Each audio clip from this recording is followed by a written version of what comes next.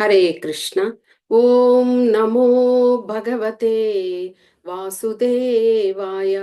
ఓం నమో భగవతే వాసుదేవాయ.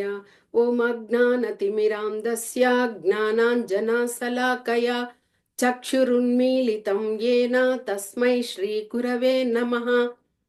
नमा ओं विष्णुपादाय कृष्णप्रेष्ठाय भूतले श्रीमते भक्तिवेदान्त स्वामिन्निति नामिने।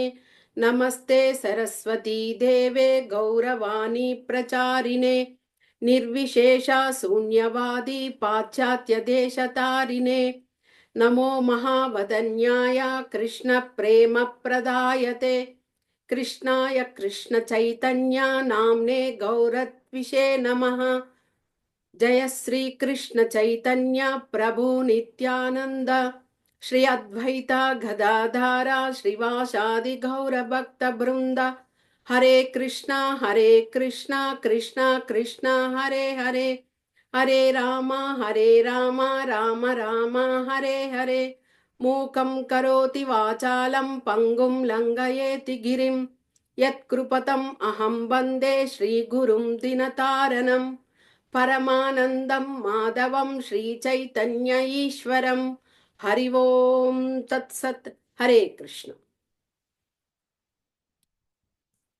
ఓకే, మనము ఇంతవరకు ఒక 2 రోజులుగా మనము చైతన్య మహాప్రభువుల వారి ఆవిర్భావం గురించి, తర్వాత ఆయన యొక్క బాల్య విశేషాలు, తర్వాత బాల్యంలో ఆయనకు 7 సంవత్సరాల వయసులో ఉపనయనం జరిగినది, తర్వాత 11 సంవత్సరాలలో ఆయన నిమాయ్ పండిట్గా ఆయనకు బిరుదు రావడము, 16 సంవత్సరాలలోనే ఆయనకు వివాహం జరగడము, మొదట లక్ష్మీప్రియ ఆమెతో వివాహం చేయడం, ఆమె శ్రీదేవి. ఆమెతో వివాహం తర్వాత భౌతిక దేహం విడిచిపెట్టి ఆధ్యాత్మిక లోకానికి వెళ్ళిపోయాక తర్వాత విష్ణుప్రియ అనే ఆమెను కూడా వివాహం చేసుకోవడం జరిగింది. తర్వాత 16 సంవత్సరాల్లోనే ఆయన దిగ్విజయ్ పండిట్ను కూడా ఆయన వాదోపవాదాల్లో ఓడించడం, ఆ విషయం కూడా తెలుసుకున్నాము. ఆ విధంగా ఆయన మాయాపూర్లో ఉంటూ ఇక అందరినీ కూడా అక్కడ సంకీర్తనోద్యమంలో పాల్గొనే విధంగా చేశారు.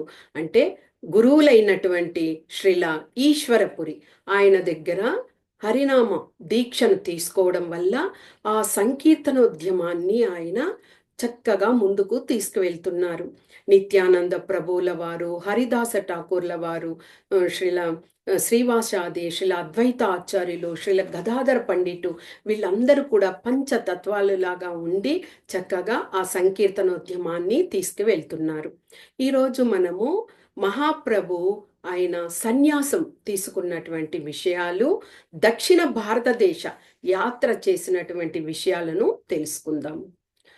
ఆ విధంగా సంకీర్తనోద్యమంలో ముమ్మరంగా ఉన్నప్పుడు ఆయన శ్రీవాసాది అంటే నారద మహర్షి యొక్క అవతారమైనటువంటి శ్రీవాసాది గృహంలోనే వారు నిత్యము సంకీర్తనను చేస్తూ ఉండేవారనమాట.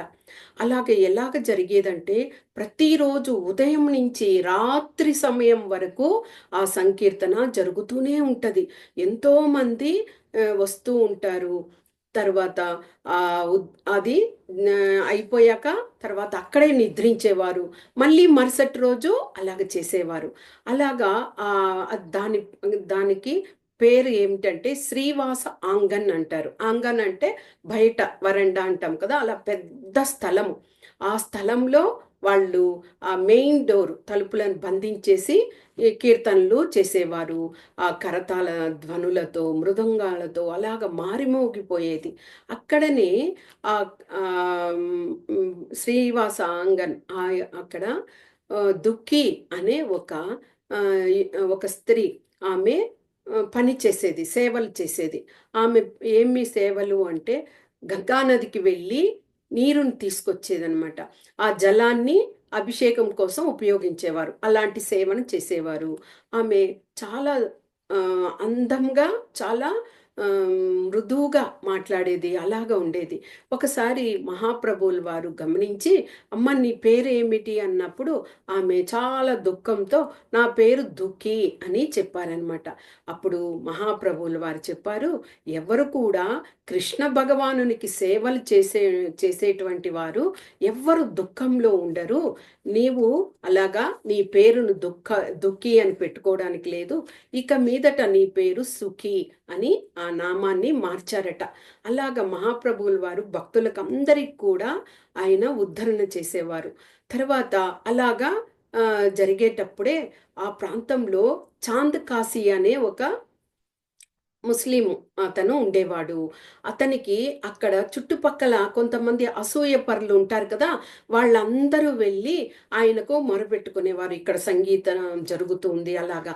అప్పుడు చాంద్ ఏం చేశాడు, సైనికులు వాళ్ళని పంపించి, అంటే మొఘల్ సామ్రాజ్యం కదా ఆ సమయంలో, పంపించి అక్కడ వాళ్ళు చేస్తున్నటువంటి ఆ కరతాళ ధ్వనులను, ఆ కరతాళాలను, తర్వాత మృదంగాలను, పూజకు ఉపయోగించే వస్తువులను అన్నిటినీ విరిచేసి వచ్చేసారనమాట.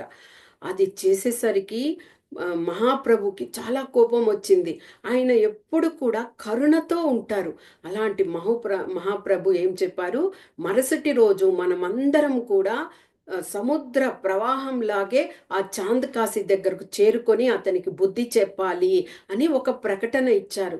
ఆ ప్రకటన చేరగానే ఆ నవద్వీప ధామంలో ఉండే అందరూ కూడా ఇసుక వేస్తే రాలనంత జనాలు అందరూ మారుమూల ప్రాంతాల నుంచి అందరూ వచ్చి ఆ చాంద్ కాశీ ఉన్నటువంటి గృహానికి చేరుకున్నారు. చాంద్ కాశీ భయపడిపోయారు. ఎందుకంటే ఆ ముందటి రోజే ఆయనకు నరసింహస్వామి ఆయన కలలో కనిపించి, "నా భక్తులే అందరూ కూడా సంకీర్తనోద్యమంలో ఉంటే వారిని నువ్వు వెళ్ళి ఇలాగ చేస్తావా" అని ఆయన హృదయం మీద పిడిగ్రుద్దులతో ఇది చేయడం వల్ల భయపడిపోయారు. వెంటనే మహాప్రభువు భక్తులు అందరూ వచ్చేసరికి పరిగెట్టుకుంటూ వచ్చి మహాప్రభు కాళ్ళ మీద పడి శరణు వేడాడు. ఆ చాంద్ కాశీనే ద్వాపర యుగంలో ఆయన కంసుడు అని చెప్తారు. ఇప్పటికీ కూడా మనం మాయాపూర్ వెళ్ళినప్పుడు ఆ చాంద్ కాశీ యొక్క సమాధి మందిరం అక్కడ ఉంటది. ప్రతి ఒక్కరూ ఆయన్ని దర్శనం చేసుకుంటారనమాట. ఆ విధంగా ఆ శ్రీవాసాంగన్ ఆ అంగనంలో నిత్యము సంకీర్తన జరుగుతూ అలాగా ఉన్నప్పుడు ఒక బ్రాహ్మణుడు మహాప్రభువుని చూడడానికి అక్కడికి వచ్చారనమాట. ఆ సమయానికే ఏమైంది, అందరూ గుమికూడి ఆ దర్వాజా అంటే ఆ ద్వారాన్ని వేసేశారు. ఇక లోపల అంటే లోపల ఉన్న శబ్దం అంతా ఇతరులకు అది అంతరాయం కలిగించకూడదని ఇంకా అందరూ తన్మయత్వంలో మునిగిపోయారు. నృత్యం చేస్తున్నారు, కీర్తిస్తున్నారు, మళ్ళీ కరతాళాలు ధ్వనిస్తున్నాయి, మృదంగాలు మోయిస్తున్నారు. అలాగ ఉన్నటువంటి సమయంలో ఈ బ్రాహ్మణుడు వచ్చి చాలాసేపు ఆ తలుపును కొట్టడం జరిగింది, అరవడం జరిగింది. కానీ ఎవ్వరు వచ్చి తలుపు తీయలేదు. ఇక ఆ బ్రాహ్మణుడికి చాలా కోపం వచ్చేసింది. ఇలాగా మహాప్రభు అంటారు, కరుణ కలవాడు అంటారు, ఇలాగ వస్తే ఎవ్వరు రాలేదే అని, అంటే వాళ్ళు అంత తన్మయత్వంలో ఉన్నారు. వెంటనే ఆయన బ్రాహ్మణుడు తన తాను వేసుకున్నటువంటి ఆ యజ్ఞోపవీతాన్ని బయటకు తీసేసి ఇంకా మహాప్రభువుకి శాపం ఇవ్వడం చేశారనమాట దూషిస్తూ. ఏం చెప్పారు, "నీవు ఇక మీదట ఈ భౌతిక కోరికలకు దూరంగా ఉంటావు, వైరాగ్యుడు అవుతావు" అని చెప్పేసరికి వెంటనే మహాప్రభుకి విషయాన్ని బయటి వాళ్ళు తెలియచేశారు. వెంటనే మహాప్రభు వచ్చి చిరునవ్వుతో ఆయన ఇచ్చినటువంటి ఆ శాపాన్ని తీసుకున్నారట. ఎందుకంటే మహాప్రభువు ఈ కలియుగానికి వచ్చిందే ఆయన వచ్చి హరినామాన్ని ఇవ్వడానికి. అలాగ సంసార జీవితంలో లేదా భౌతికపరమైన విషయంలో ఉన్నప్పుడు ఆయన ఎలాగా బయటకు రాగలుగుతారు? కాబట్టి ఇది కూడా ఒక మంచి విషయమే అని చైతన్య మహాప్రభువుల వారు వెంటనే ఆయనకు నమస్కరించారట. ఆ విధంగా చెప్పడం వలన కూడా ఆయనకు ఆ సన్యాసం అనేది తీసుకున్నారు. ఇక ఆ సన్యాసం తీసుకునే రోజు అందరూ కూడా కట్వా అనే ప్రాంతానికి చేరుకున్నారు. ఆ కట్వా వెస్ట్ బెంగాల్‌లో ఉన్నది. ఆ ప్రాంతానికి వేలాది మంది తండోపతండాలుగా వచ్చి చేరుకున్నారు. ఎందుకంటే చైతన్య మహాప్రభువు ఎంతటి సుందర రూపము! మదనమోహనుడిలాగా ఆయన రూపము. కర్ణకుండలాలు ఉంటాయి. ఆయన ముంగురులు అంటే కేశాలన్నీ కూడా రింగులుగా ఉంటూ అంత అద్భుతంగా ఉంటది. ఆయన చక్కగా ఆ ధోతిని ధరించి చూడడానికే ఆయన అందరూ కూడా నమస్కరించే విధంగా ఉంటారు. కానీ ఎప్పుడైతే సన్యాసము అంటే వాళ్ళు కాషాయ వస్త్రాన్ని ధరించాలి. తరువాత కాషాయ వస్త్రంతో పాటు వాళ్ళు ముండనం చేసుకోవాలి. ముండనం అంటే వాళ్ళు అదే తల శిరోజాలనంతా కూడా వాళ్ళు తీసేసుకోవాలి. చిన్నగా ఒక పాయ వెంట్రుకలను వాళ్ళు ముడి వేసుకొని ఉంచుకోవాలి. అలాగ చేసుకోవాలి కాబట్టి అందరూ దుఃఖపడుతున్నారు. అయ్యో! ఇంతటి ముగ్ధ మనోహరమైన మహాప్రభువు ఇలాగా సన్యాసం తీసుకుంటున్నారే అని. కానీ తప్పదు.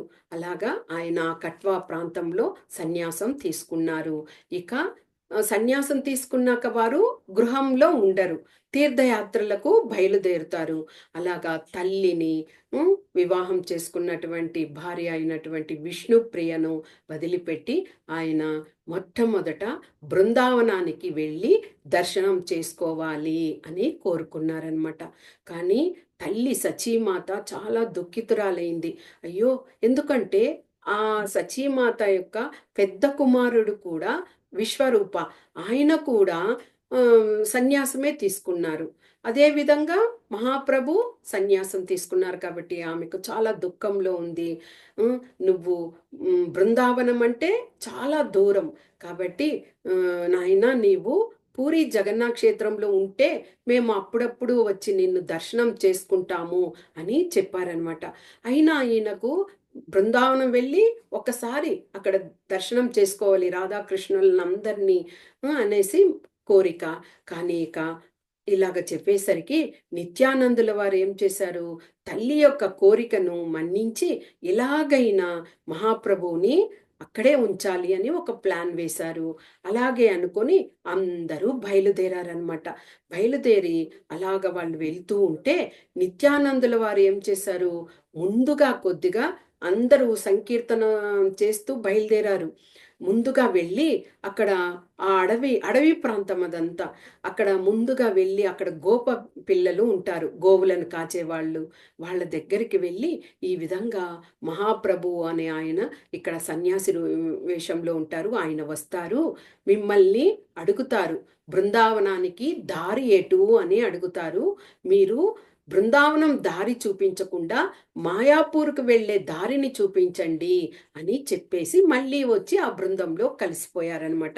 ఆ విధంగా మహాప్రభువు అలాగే తన్మయత్వంతో వెళుతూ ఆ పిల్లలను అడగగా, ఆ పిల్లలు చెప్పిన విధంగానే మాయాపూర్ వైపే దారి చూపించారు. అక్కడ 2 దారులు వస్తున్నాయి.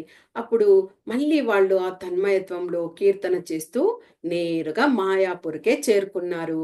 అది శ్రీల అద్వైత ఆచార్యులు ఉన్నటువంటి శాంతిపూర్‌కు చేరుకున్నారనమాట. ఇంకా మహాప్రభువుకి అర్థమైపోయింది. తల్లి యొక్క బాధను చూడలేక నిత్యానందుల వారు తిరిగి ఇక్కడికే తీసుకొచ్చారు అనుకొని, తర్వాత అక్కడ కొన్ని రోజులు ఉండి, మళ్ళీ అయినా బృందావనానికి వెళ్దాము అని అనుకున్నారు. ఇక బృందావనానికి వెళ్ళాలి అంటే మొదట పూరి జగన్నాథ క్షేత్రం గుండానే వాళ్ళు ఒరిస్సా గుండా వాళ్ళు వెళ్ళాలి. అలాగా మహాప్రభువు ఇక తల్లి వద్ద, భార్య వద్ద వీడ్కోలు తీసుకొని ఆయన పూరి జగన్నాథ క్షేత్రానికి బయలుదేరారు. అది కూడా అడవి ప్రాంతమే. అప్పుడంతా అడవిలో కూడా అలాగే వెళ్ళేవాళ్ళనమాట. అలాగా అడవి మార్గం గుండా అందరూ కీర్తనలు చేస్తూ ఆయనతో పాటు శిష్యులు, అనుయాయులు, పార్షదులు అందరూ కూడా బయలుదేరారు. అలాగా వెళ్తూ ఉండగా వాళ్ళు ఆ అడవి ప్రాంతంలో జార్ఖండ్ అనే ప్రాంతానికి చేరుకున్నారు. చిట్ అది పూర్తిగా చిట్టడవి అనమాట. ఆ ప్రాంతంలో చాలా వన్యమృగాలు ఉంటాయి. అయినా భయం లేకుండా సంకీర్తన చేస్తూ వెళుతూ ఉంటే, ఆ జార్ఖండ్ ప్రాంతంలో అన్ని వన్యమృగాలన్నీ కూడా వీరితో పాటు ఒక సాధు జంతువులలాగా చైతన్య మహాప్రభువు యొక్క వెనుకంబడి అవి కూడా అలాగే వెళ్ళాయట కొద్ది దూరము. అందరూ వీళ్ళు శిష్యులంతా భయపడుతున్నారు. పులులు, సింహాలు, భల్లూకాలు, వానరాలు అన్నీ ఉన్నాయి. అలాంటి వాటివి మనుషులతో పాటు వస్తూ ఉంటే వారికి భయంగా ఉంది. కానీ అవి ఏమో ఒక సాధు జంతువుల్లాగా ఒకటికొకటి ఐక్యమత్యంతో మహాప్రభు వెనకంబడి బయలుదేరాయట. ఇది నిజమైన జరిగినటువంటి విషయము. చైతన్య చరితామృతంలో ఆ భాగాన్ని చక్కగా వివరించారు. అలాగా అవి కూడా వారితో పాటు కొద్ది దూరం ప్రయాణమయ్యాయట. మహాప్రభు అలాగా అందరూ ఒక చోట చేరి వాళ్ళు ఒక చోట విశ్రమించారు. అక్కడ ఒక కొలను ఉంది. ఆ కొలను దగ్గర ఆవులన్నీ కూడా నీటిని తాగుతూ ఉన్నాయి. కానీ ఆ గోవులన్నీ శబ్దం చేస్తూ నీటిని తాగుతున్నాయట.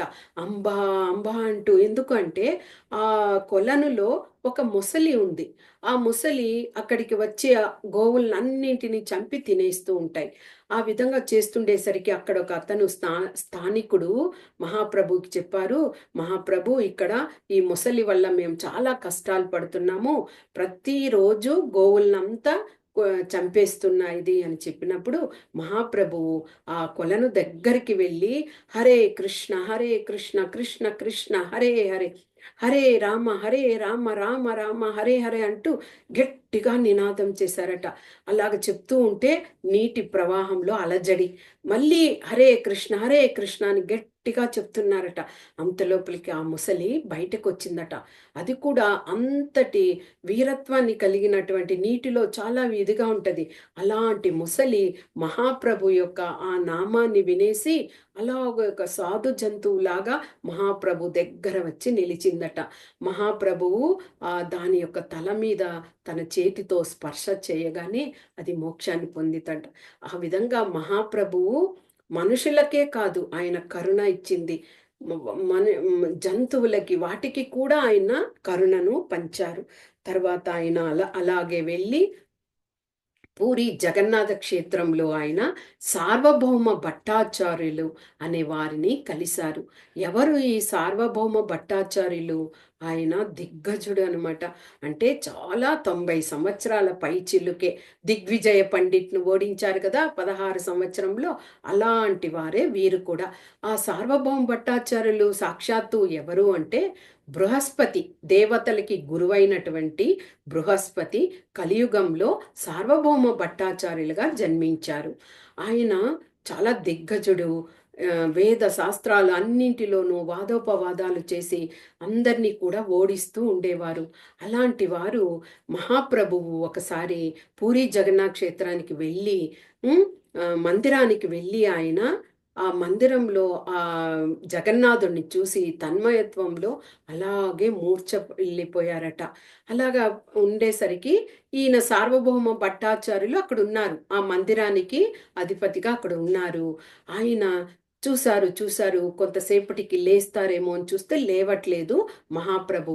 ఆయన అలాగే సమాధి స్థితికి వెళ్ళిపోయారనమాట.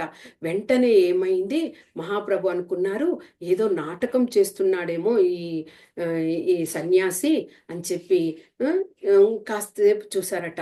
అయినా లేదు. దగ్గరికి వెళ్ళి శ్వాస అదే అంటే ముక్కు దగ్గర శ్వాస వస్తున్నదా లేదా అని చూస్తే కూడా శ్వాస కూడా లేదు. అంటే పూర్తిగా సమాధి స్థితికి వెళ్ళిపోయారు. అప్పుడు అనుకున్నారు సార్వభౌమ భట్టాచార్యులు ఈయన నిజమైనటువంటి సన్యాసి అనుకొని ఆయన్ని సార్వభౌమ భట్టాచార్యుల ఇంటికి చేర్చవేశారనమాట. అక్కడ కొద్దిసేపటికి ఆయనకు స్పృహ వచ్చింది. తర్వాత సార్వభౌమ భట్టాచార్యులు అన్ని విషయాలు తెలుసుకున్నారు. ఆయన ప్రజ్ఞ అంతా. తర్వాత ఆయన చెప్పారు, నేను నిన్ను కొన్ని ప్రశ్నలు వేస్తాను, నువ్వు దానికంతా సమాధానం చెప్పాలి. అప్పుడు నువ్వు ప్రజ్ఞావంతుడివి, నువ్వు దిగ్విజయుడివి అని అనుకుంటాను అని వారిద్దరి మధ్య వాదోపవాద విషయాలు ఒక వారం రోజులు గడిచాయట. అన్ని అంటే వేదాలు శాస్త్రాలు అన్నింటిలోనూ ఒకరికొకరు వాదోపవాదాలు జరిగినప్పుడు మహాప్రభువు ఆయన చెప్పిన వాటిల్లో అన్నింటినీ సరిదిద్దారట. అప్పుడు సార్వభౌమ భట్టాచార్యులు అలాగే సాష్టాంగ నమస్కారం చేసి ఆయన్ని అప్పుడు తెలుసుకున్నారట. అంటే ఆయనొచ్చి రాధాకృష్ణుల యొక్క అదే రాధారాణి యొక్క భావనతో వచ్చిన సాక్షాత్తు కృష్ణ భగవానుడు అని తెలుసుకున్నారు. అలాంటి సార్వభౌమ భట్టాచార్యుల ఇంటికి మహాప్రభు వెళ్ళడం జరిగింది ఒకరోజు, ఆయన ప్రసాదం కోసం పిలిచినందున. అలాగ వెళ్ళినప్పుడు వాళ్ళ ఇంటిలో ప్రసాదాన్ని తీసుకుంటున్నారు భక్తులు, మహాప్రభు. వాళ్ళు ఆ సార్వభౌమ భట్టాచార్యుల యొక్క అల్లుడు అమోఘ అనే అతను ఉన్నాడు. అతనికి భగవంతుడన్న, భక్తి అన్న వీటి మీద ఏమీ నమ్మకం లేదు. నాస్తికుడిలాగా ఉండేవారు. ఎప్పుడైతే ఇంతమంది వచ్చి వారి ఇంటిలో ప్రసాదం తీసుకుంటున్నారో, అయ్యో సన్యాసులు ఇంతెంత ప్రసాదం తీసుకుంటున్నారు, వీరు సన్యాసులేనా అంటూ హేళన చేయడం మొదలుపెట్టారట. అప్పుడు సార్వభౌమ భట్టాచార్యులు ఆయనని అరిచారు. అయినా కానీ కోపంతో అలాగ మాట్లాడుతుండేసరికి మహాప్రభువు చిరునవ్వు చిందించారట. ప్రసాదం అంతా తీసుకున్న తర్వాత అమోఘ దగ్గరికి వెళ్ళి, నువ్వెందుకు ఇలాగ ఉన్నావు? మీ ఇంట్లో అందరూ కూడా మంచిగా భక్తిలో ఉన్నారు కదా, నువ్వు చక్కగా హరినామాన్ని చెయ్యి, హరినామాన్ని నేర్చుకో. మనకి కలియుగంలో హరినామం ఒక్కటే మనల్ని ముక్తికి తీసుకువెళ్ళే మార్గము అంటూ ఆయనకి చక్కగా కరుణపూర్వకంగా చెప్పేసరికి ఆయనలో మార్పు వచ్చి తర్వాత ఆయన హరినామం చేయడం మొదలుపెట్టారట. ఆ విధంగా ఆ అమోఘకు కూడా ఆయన చక్కగా ఉద్ధరించారు. తర్వాత మహాప్రభువు పూరి జగన్నాథ క్షేత్రంలో శ్రీల మాధవేంద్రపురిని కలిశారు. సాక్షి గోపాల్ మందిరము, శ్రీ గోపీనాథ్ మందిరము, ఈ మందిరాలన్నీ కూడా దర్శించుకున్నారు. తర్వాత ఆయన దక్షిణ భారతదేశ యాత్రలు చేయడానికి నిర్ణయించుకున్నారనమాట. అలాగ నిర్ణయించుకున్నప్పుడు ఇంకా శిష్యులు, అనుయాయులు వీళ్ళందరితో బయలుదేరితే తీర్థయాత్ర అనేది చక్కగానే ఉంటుంది. కానీ వారికి మళ్ళీ వసతి ఏర్పాట్లు, భోజన సదుపాయాలు ఇవన్నీ కూడా చూసుకోవాలి. కాబట్టి మహాప్రభువులు ఒక నిర్ణయం తీసుకున్నారు. నేను ఒక్కటిగానే తీర్థయాత్రలకు వెళ్తున్నాను అని చెప్పారనమాట. అప్పుడు శిష్యులు ఒప్పుకోలేదు. మహాప్రభు మీతో పాటు ఒక్కరైనా శిష్యుడు మీకు ఉండాలి, సేవకుడు ఉండాలి అనేసి కృష్ణ కాలకృష్ణదాస్ అనే అతన్ని నియమించారు వెళ్ళడానికి అనమాట. తర్వాత మహాప్రభు సార్వభౌముల భట్టాచార్యులు ఉన్నారు కదా, ఆయన దగ్గరికి వెళ్ళి ఆశీర్వాదాన్ని పొందడానికి వెళ్ళారు. ఆయన సార్వభౌమ భట్టాచార్యులు అలాగే అశ్రుపూరితుడయ్యాడట. నిన్ను విడిచిపెట్టి నేను ఒక్క నిమిషం కూడా ఉండలేను. ఎందుకంటే వయసులో ఈయనకు 24 సంవత్సరాలు, అలాగా ఆయనకు 90 సంవత్సరాలు. కానీ పాండిత్యంలో మహాప్రభువు అంత చక్కగా ఆయన్ని ఓడించారు. ఆయన్ని గురువుగా పొందారు ఈయన. కాబట్టి నేను ఉండలేను అంటే మహాప్రభువు ఆయన చెప్పినందుకోసము కొన్ని రోజులు మళ్ళీ అక్కడే ఉండిపోయారట పూరి జగన్నాథ క్షేత్రంలో. తరువాత కొన్ని రోజుల తర్వాత ఆయన తర్వాత పూరి జగన్నాథ క్షేత్రంలోనే ఆయన మొట్టమొదట అలర్నాథ్ మందిరం అక్కడికి వెళ్ళారు. దానికి ముందు ఆయన ఇంకా తీర్థయాత్రలకు బయలుదేరుతున్నారు కాబట్టి మొదట వెళ్ళి జగన్నాథుని, సుభద్ర, బలరాముని యొక్క మందిరంకి వెళ్ళి చక్కగా సందర్శించారు. తర్వాత అలర్నాథ్ మందిరానికి వెళ్ళారనమాట. ఈ అలర్నాథ్ మందిరానికి వెళ్ళి దర్శనం చేసుకున్నారు. కానీ ఈ అలర్నాథ్ మందిరానికి ఒక విశిష్టత ఉంది. మహాప్రభు ఒకసారి మాయాపూర్ నుంచి జగన్నాథపురికి వచ్చారనమాట. అలాగ వచ్చిన సమయము రథోత్సవం సమయంలో మందిరాన్ని మూసి ఉంచుతారు. ఎందుకంటే విగ్రహాలు, మూల విగ్రహాలన్నీ రథంలో వచ్చేస్తాయి కాబట్టి గుండీచా మందిరానికి తీసుకువెళ్తారు. కాబట్టి మందిరం మూసివేసి ఉండడం వల్ల మహాప్రభు విరహ వేదనతో అలాగే జగన్నాథ అంటూ అలాగే క్రింద పడిపోయారట. అలాగ పడిపోయేసరికి ఇంకా అప్పుడు ఆయనకు ఆ రాత్రి సమయం కూడా అలాగే ఉండిపోయారు. జగన్నాథుడు స్వయంగా ఆయనకి కలలో వచ్చి నీవు ఇక్కడే కొద్ది దూరంలో అలర్నాథ మందిరంలో నారాయణుని రూపంలో నేను చతుర్భుజునిగా ఉన్నాను, నీ వెళ్ళి దర్శనం చేసుకో అని చెప్పారట. వెంటనే మహాప్రభుకి మెలకువ వచ్చి ఇక బయలుదేరారు. ఆయనకు దారి తెలియదు. ఫస్ట్ టైం వచ్చారు. దారి తెలియకపోయేసరికి ఒక వానరము ఆయన దగ్గరకు వచ్చి, ఆ వానరం పరిగెత్తుతూ ఉంటే, ఆ వానరం వెనుకంబడి మహాప్రభువు ఆ నారాయణ దగ్గరికి చేరుకున్నారట. అదే అలర్నాథ్ మందిరం. అక్కడ ఆ మందిరంలో ఆ నారాయణుని సాక్షాత్తు బ్రహ్మ ప్రతిష్టాపన చేశారు. ఆ అలర్నాథ్ మందిరం చేరుకొని ఆ చతుర్భుజ రూపంలో ఉన్న ఆ నారాయణ్ణి చూసేసరికి మహాప్రభు ఇంకా తన్మయత్వంతో అలాగే విరహ వేదనతో ఆయన హరిహరి అంటూ ఆయన అలాగే క్రింద పడిపోయారట. మహాప్రభు యొక్క భక్తి లక్షణాలలో ఇది మొట్టమొదటిది. భగవంతుని చూస్తే ఆయన ఆ తన్మయత్వంలో అలాగే పడిపోతారు. అలాగ పడిపోయేసరికి ఆయన శరీరం అంతా చాలా తాపంతో వేడిగా ఉన్నది. ఎప్పుడైతే ఆయన క్రింద పడ్డారో క్రింద బండరాయి ఉంది. ఆ రాయి అలాగే కరిగిపోయిందట. ఆయన శరీరంలో ఏ ఏ భాగాలు తగిలాయో ఆ ప్రాంతంలో అంతా గుంటలు పడిపోయాయి. అంటే ఆయన చేతులు, కాళ్ళు, మోము, కళ్ళు, ముక్కు ఆయన ఎలాగ పడ్డారో ఆ ప్రాంతంలో అంతా గుంటలు పడి ఆయన యొక్క గుర్తులు అలాగే ఉన్నాయి. ఇప్పుడు కూడా మనము అలర్నాథ్ మందిరానికి వెళ్ళామనుకోండి, చైతన్య మహాప్రభువుల వారి యొక్క ఆ గుర్తులను ఆ శిల మీద అలాగే 500 సంవత్సరాల ముందు జరిగిన విషయం ఇది. దానిని అలాగే అక్కడ ఉంచి ఉన్నారు. దానిని చూడవచ్చు. ఆ విధంగా మహాప్రభువు అది దర్శించుకున్నారు. దర్శించుకున్నాక ఆయన ఇక దక్షిణ భారతదేశ యాత్రల్లో ఆయన మొట్టమొదట కూర్మ క్షేత్రాన్ని చేరుకున్నారు. దశావతారాలలో కూర్మావతారం ఒకటి. ఆ మందిరాన్ని దర్శించారు. తర్వాత అక్కడి నుంచి ఆయన కొవ్వూరు అనే ఆ ప్రాంతంలో ఆయన రామానందరాయ్ అనే భక్తుణ్ణి కలుసుకున్నారు. ఆయన ఎవరు అంటే సార్వభౌమ భట్టాచార్యుల యొక్క శిష్యుడు. ఆయనతో కూడా ఆయన కూడా కొద్దిగా అంత నాకు తెలుసు అన్న విధంలో ఉండేవారు. ఆయనతో కూడా వాదోపవాదాలు ఇవి అయ్యాక ఆయన ఆయన్ని కూడా చక్కగా కలుసుకోవడం జరిగింది. తరువాత ఆయన అక్కడి సింహాచలం వెళ్ళారనమాట. సింహాచలంలో నరసింహస్వామిని ఆయన దర్శించుకున్నారు. తర్వాత అహోబిలం వెళ్ళారు. అహోబిలంలో నవ నరసింహని అహోబిలం నరసింహ, క్రోధ నరసింహ, చత్రవట నరసింహ, భార్గవ నరసింహ, ఉగ్ర నరసింహ, జ్వాలా నరసింహ, మాలాల నరసింహ, వరాహ నరసింహ, యోగానంద నరసింహ ఇన్ని మందిరాలను ఆయన దర్శించుకున్నారు. తర్వాత కాంచీపురం వెళ్ళారు. కాంచీపురంలో ఆయన చక్కగా వరదరాజ పెరుమాళ్ ఆయనను దర్శనం చేసుకున్నారు. శ్రీరంగం వెళ్ళారు. శ్రీరంగం వెళ్ళినప్పుడు అక్కడ ఆయనకు 4 నెలలు చాతుర్మాసం రావడం వలన అక్కడే ఉండిపోవడం వచ్చింది. అప్పుడు ఆయన ఆ మందిరం యొక్క పూజారి అయిన వెంకట్ భట్ ఆయన ఇంటిలో ఉండడము, ఆయన యొక్క కుమారుడే షడ్ గోస్వాములలో ఒకరైనటువంటి గోపాల భట్ట గోస్వామి అప్పుడు చిన్న వయసులో ఉన్నారు. అతను కూడా అక్కడ ఆ గోపాల భట్ట గోస్వామి కూడా ఆయనకు సేవలు చేసి తర్వాత బృందావనానికి వెళ్ళి ఆయన కూడా షడ్ గోస్వాములలో ఒకరయ్యారనమాట.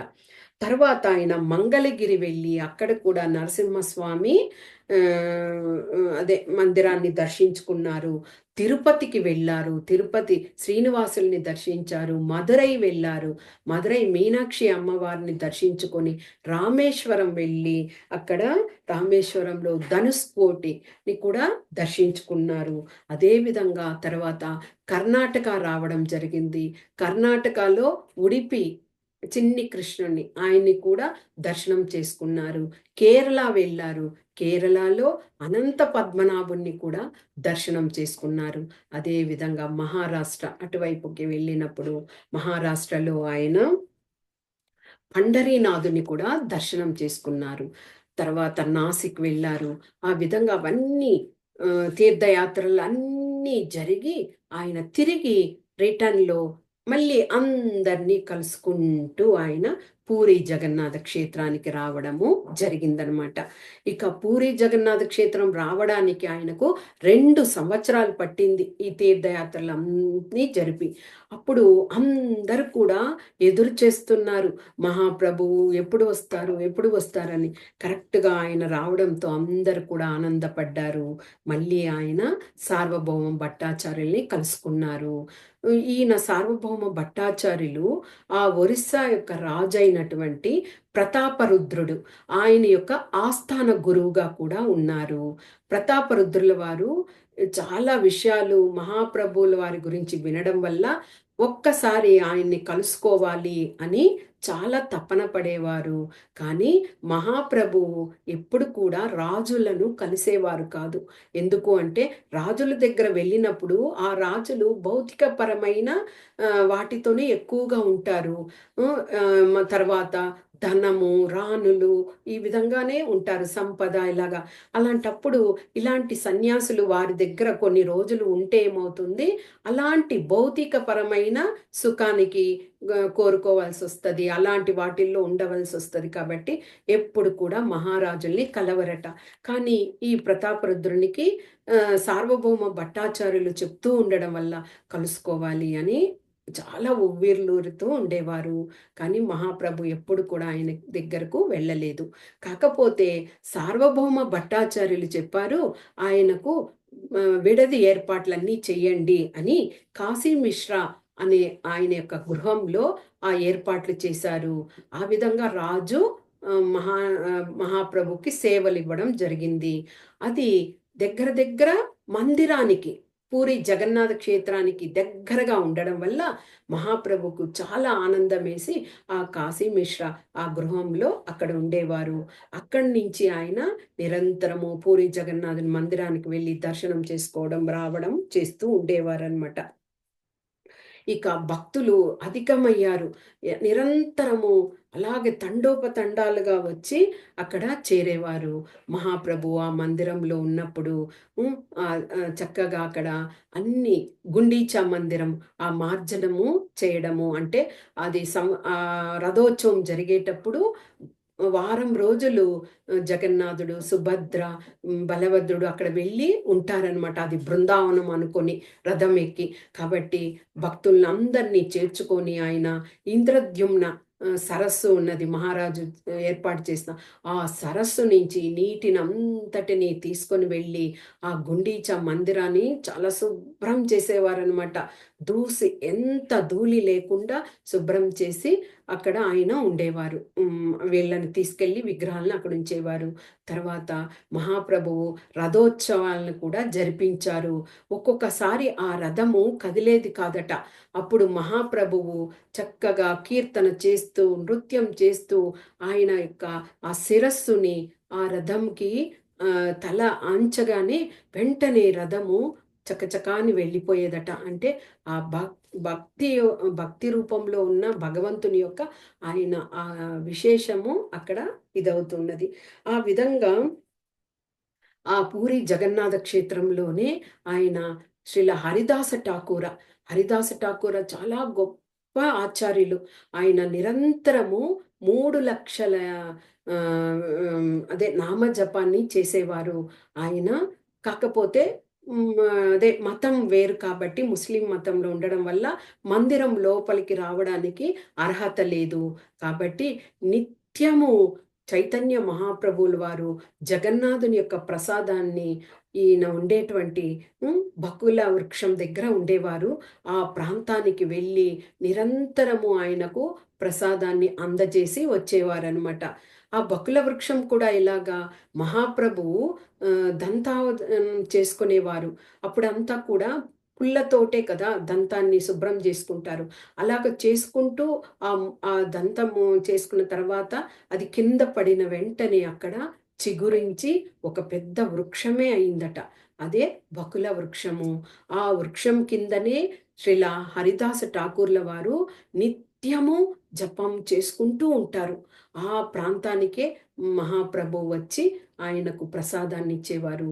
అలా హరిదాస్ ఠాకూర్ల వారంటే మహాప్రభుకు అలాగే పంచ ప్రాణాలు అనమాట. అలాగే నరోత్తమదాస్ ఠాకూర్ల వారు కూడా ఆ మహా ఆయన తర్వాత భౌతిక దేహాన్ని విడిచిపెట్టిన తర్వాత కూడా హరిదాస్ ఠాకూర్ల వారిని తన చేతులలో తీసుకొని చక్కగా ఎవ్వరూ ఏడవకూడదు, ఈయన గొప్ప ఆచార్యులు, ఆయన గోలోకధామానికి వెళ్ళిపోయారు, మనం ఏడిస్తే ఆ కన్నీళ్ళు ఆయనకు అంతరాయం అవుతుంది అనేసి అందరూ స్వీట్లు అదే పంచండి, స్వీట్లు తినండి, చక్కగా కరతాళ ధ్వనులతో మృదంగాలతో మనము బయలుదేరి వెళ్ళాలి అని చెప్పి ఆయనను సముద్ర తీరానికి తీసుకువెళ్ళి ఆయనకు చక్కగా స్నానాలన్నీ చేసి అక్కడ ఆయనను సమాధి చేయడం జరిగింది. కాబట్టే అది ధామం అని చెప్తారు.